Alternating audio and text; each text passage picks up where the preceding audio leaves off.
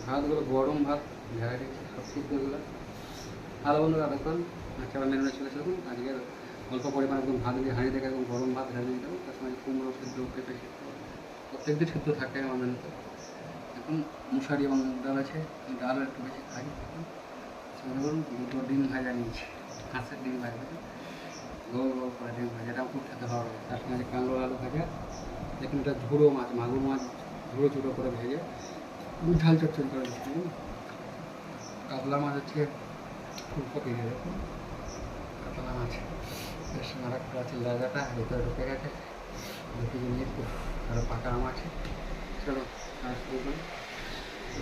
প্রথমে ডাল দিয়ে খাই টমেটো দিয়ে ডাল আমার সাথে খুবই ভালো লাগে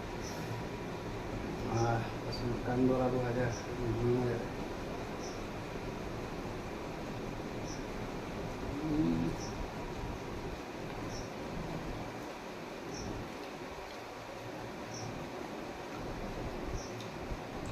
ভাত একটু খেয়ে দেখো খেয়ে যাবে